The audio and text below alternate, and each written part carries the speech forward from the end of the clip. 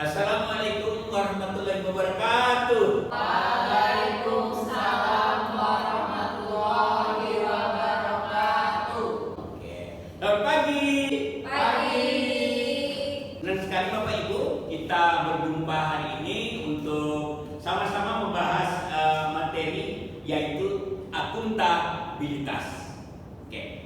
Sebelum mulai, mari kita sama-sama menyampaikan rasa syukur kita kepada Allah Subhanahu wa taala dan sama-sama hari ini mengharapkan pembelajaran ini bisa berjalan dengan baik.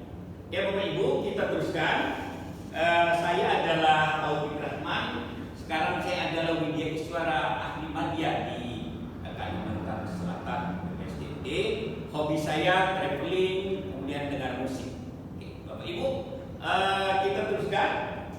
Apa yang ingin kita capai hari ini adalah ada 4, bisa dilihat di layar. Kemudian dari yang 4 ini di akhir pembelajaran tentu saja kita ada indikator. Ada sekitar 1, 2, 3, 4, 5 ya. Mulai dari pemahaman nilai dasar akuntabilitas dan juga bisa terapkan, dan yang ujung adalah analisis penerapan akuntabilitas. Ya Bapak Ibu, kemudian materi yang akan saya sampaikan ya, materi disampaikan ada sekitar 7 ya, 1 sampai 7. Nah dari ke-7 ini kita hari ini hanya membahas pada konsep akuntabilitas, lebih spesifik lagi pada pengertian akuntabilitas. Materi 1 sampai 7 sebenarnya 1 sampai 4 adalah materi yang sifatnya pemahaman, kemudian yang nomor 5 adalah aplikatif. Oke Bapak Ibu, ini pengantar, kita akan teruskan materi kita hari ini yaitu adalah masalah akuntabilitas. Nah, saya menginginkan Bapak Ibu untuk menceritakan pengalaman akuntabilitas yang ada di kantor Bapak Ibu sekalian. Oke. Siapa yang ingin bercerita? Silahkan. Saya Pak. Terima kasih. Jadi seorang dosen yang memberikan pembelajaran sesuai dengan kurikulum, kemudian mahasiswanya bisa mencapai tujuan pembelajaran.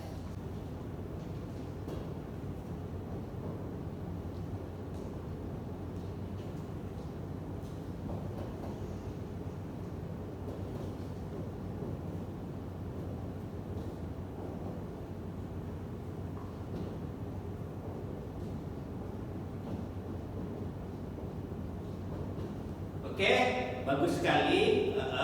Apa yang deskripsi yang disampaikan oleh Ibu Saukina yang memang menjadi konteks Ibu Saukina di dalam melaksanakan tugas pokok sebagai ASN, yaitu bagaimana mengajar itu sesuai dengan kurikulum dan pencapaian tujuan pembelajaran. Jadi ini kita harus akuntabel di sini ya.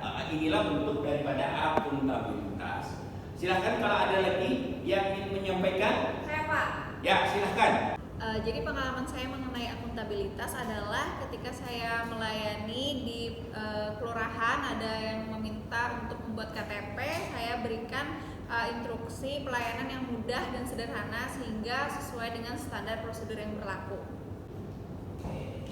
Ya, bagus sekali, excellent. Karena yang disampaikan adalah mengenai bagaimana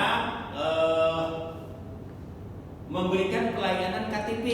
Nah, jadi KTP pelayanannya sesuai SOP dan juga adalah sederhana, ya. Oke. Nah, ini yang kita sebut dengan sikap yang akuntabel ya dari seorang Ibu Rosi di dalam memberikan pelayanan di kelurahan.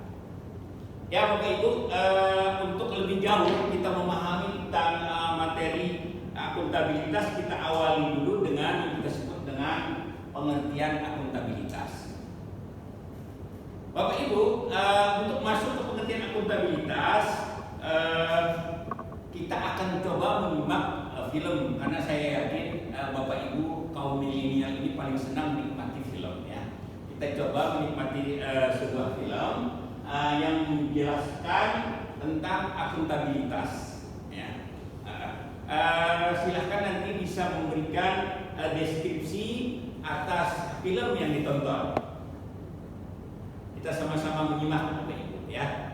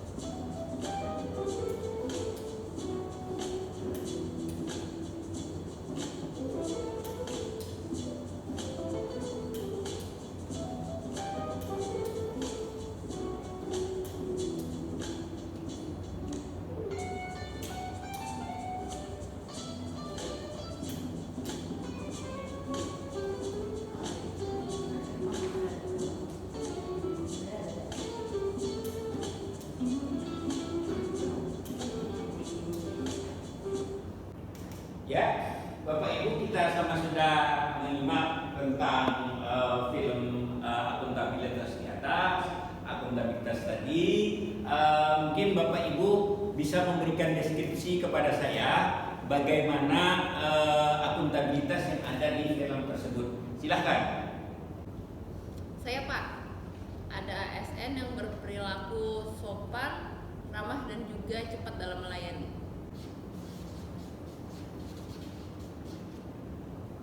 Ya, bagus sekali ininya deskripsinya. Bisa melihat di sana ada sikap sopan, ramah dan cepat. Ini adalah hal-hal yang menjadi akuntabilitas kita sebagai seorang ASN ya. Oke ya. Oleh Ibu kita ya. Kalau kita bisa sopan, ramah, cepat nanti di dalam kita melaksanakan tugas kita sebagai ASN, berarti kita sudah berakuntabilitas, Bapak Ibu. Oke, berikutnya ada lagi yang lain, silahkan. Saya Pak, jadi dari film tersebut ASN yang berintegritas itu tidak menerima pemberian uang dan bersikap adil terhadap masyarakat yang ingin menyerobot.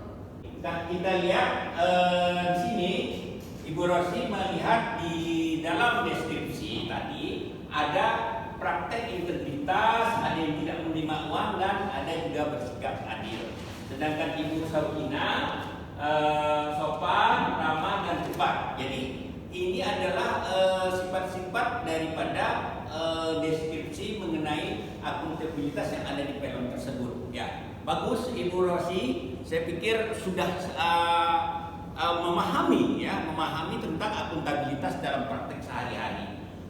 Saya juga mengapresiasi Ibu Saukina memberikan penjelasan mengenai sopan, ramah, cepat adalah merupakan juga nilai-nilai yang ada di dalam akuntabilitas.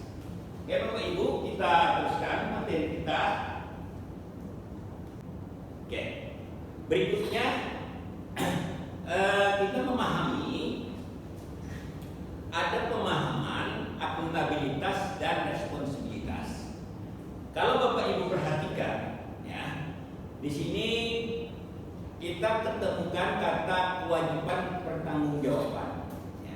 Jadi ada kata tanggung jawab. Yang di sini juga ada kata tanggung jawab. Kalau kita ingin melihat kesamaan, maka kita melihat ada dua hal yang sama, yaitu kata tanggung jawab dan kata kewajiban. Nah, tentu saja ada beda ya, di mana yang merupakan akuntabilitas, yang mana merupakan responsibilitas. Ya, akuntabilitas itu adalah apa yang harus dicapai, sedangkan respon adalah sifatnya kewajiban terhadap tanggung jawab. Jadi kalau ada misalnya saja melayani KTP tadi seperti yang disampaikan oleh Ibu Rosi, ada kewajiban bahwa Ibu Rosi itu melayani masyarakat sampai KTP itu terbit. Jadi inilah namanya pertanggungjawaban terhadap apa yang dicapai. Kalau respon itu hanya oh ya itu merupakan pekerjaan saya, jadi saya harus menyelesaikan KTP. Tapi soal pencapaian itu tidak termasuk di dalam respon, yang jelas ada respon. Nah itu yang bedanya akuntabilitas dan responsibilitas. Ya. Oke, kita teruskan materi kita. Nah, hari ini kita akan berbicara juga tentang akuntabilitas yang ada di dalam diri kita, ya, akuntabilitas yang ada di dalam diri kita, yaitu akuntabilitas PNS, akuntabilitasnya Rosi, akuntabilitasnya Zaukina, akuntabilitasnya Bapak Raga, akuntabilitasnya Ibu Gina, dan akuntabilitasnya Ibu Dewi. Nah, Bapak Ibu ini sekarang adalah seorang PNS, jadi punya yang kita sebut dengan tanggung jawab. Oke ya, tanggung jawab. Oke, Bapak Ibu paham tanggung jawab ya? Oke. Nah, sekarang akuntabilitas itu kan sebenarnya adalah pertanggungjawaban atau kewajiban bertanggung jawab terhadap amanah yang diembannya.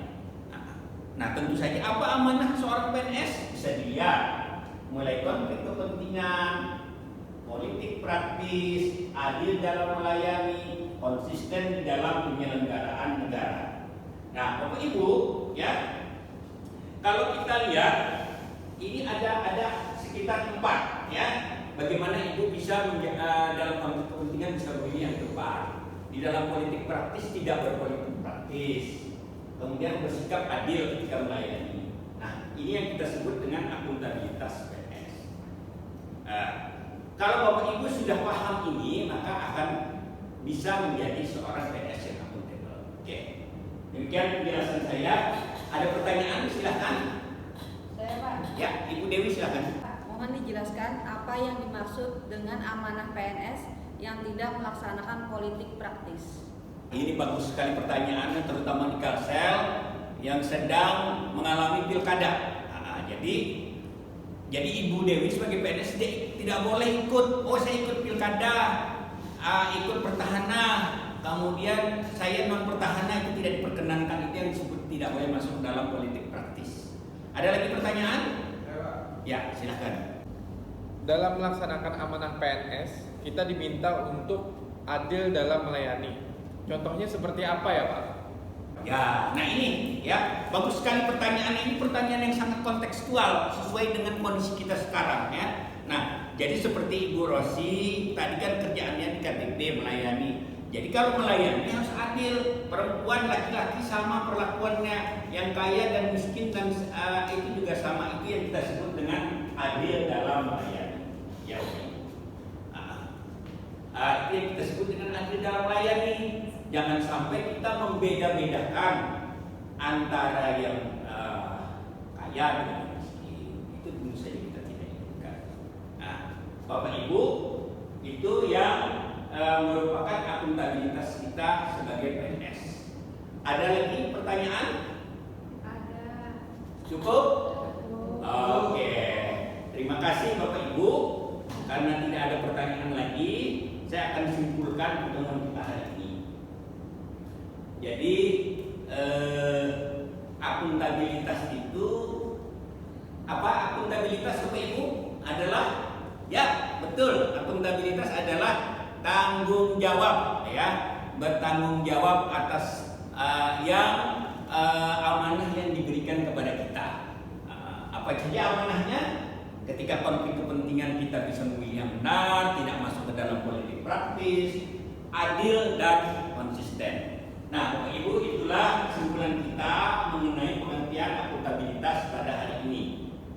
Bapak Ibu sekalian, sebelum saya mengakhiri, saya mengucapkan terima kasih kepada Bapak Ibu yang sudah mengikuti mata pelatihan ini, dan saya juga mohon maaf kalau ada yang tidak berkenan selama saya menyampaikan materi. Dan akhirnya kita tutup dengan wassalamualaikum